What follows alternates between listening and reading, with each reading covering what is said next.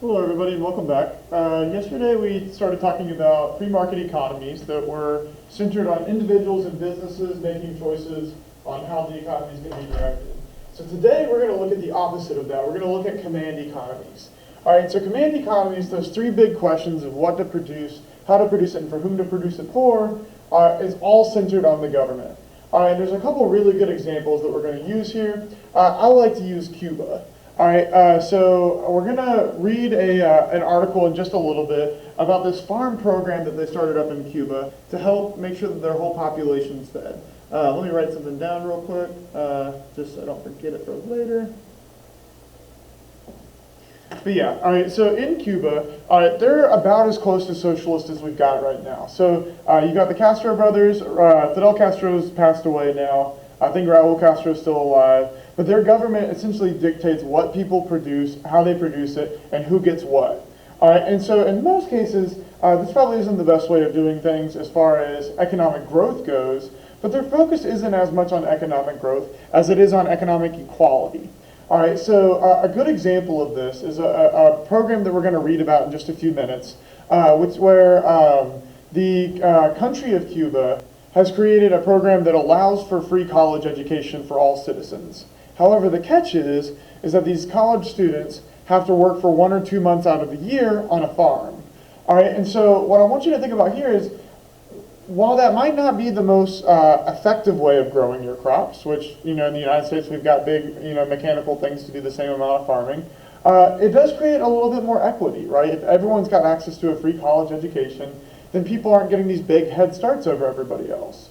So the big theme that we'll see in a command economy is just that completely different set of values, right? Whereas for us, we're very focused on economic freedom and economic growth. In a command economy, it's more about economic equity and economic security, making sure that people have these bare essentials. However, there's some downsides, or we'll go to the downsides in just a second.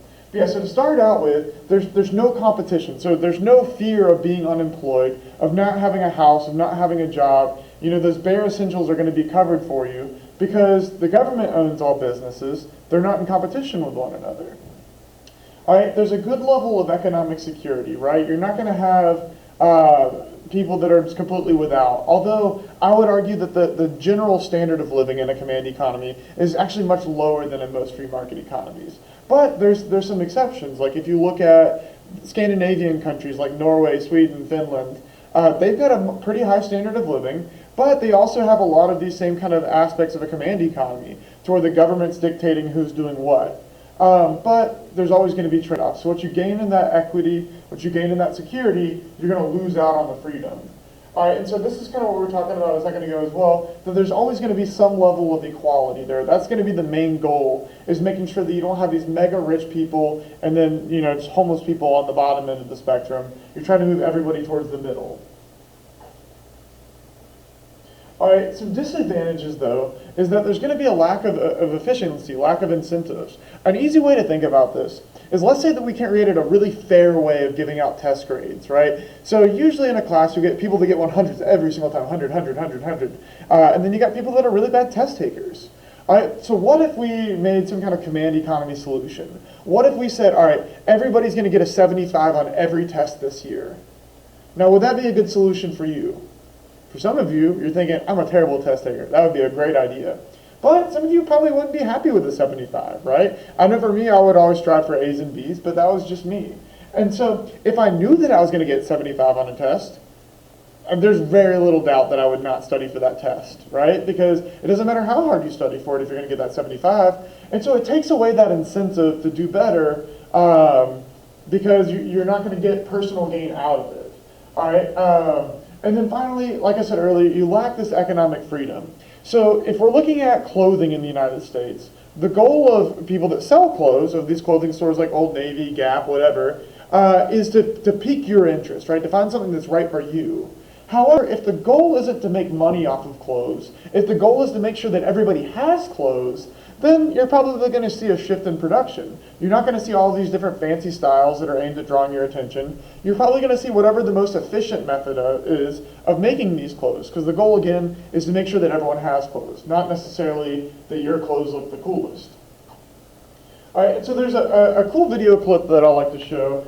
This was filmed, I think, like maybe close to 8 or 9 years ago, and it's looking at a toilet paper shortage they had in Cuba. It's a short video, so we'll just watch it on here. I'm sorry if it's a little hard to see or hear.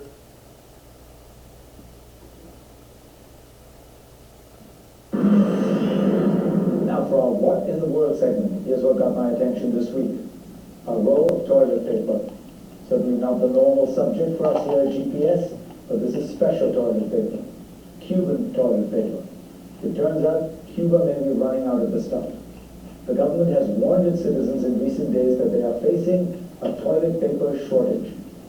And they added this paucity of paper could last until the end of the year when they expect a shipment to come in. So how did this happen? Well, the Cubans blame it on the global financial crisis and the hurricanes they were hit with last year. Now the financial crisis is hurting everyone, but I have yet to hear of shortfalls in toilet paper in other places. What I think is really at the bottom of this toilet paper crisis is Cuba's continuing commitment to its bizarre world of socialist economics. Just 2 weeks ago, Raul Castro vowed yet again to keep communism alive in Cuba, to make sure capitalism doesn't return. In a world of flux, I suppose it is comforting to know that some things stay the same. Cuba's disastrous economy would be a joke were it not for the poverty it has perpetuated among millions of Cubans. The whole country is stagnating. 50% of its arable fields are going unfarmed.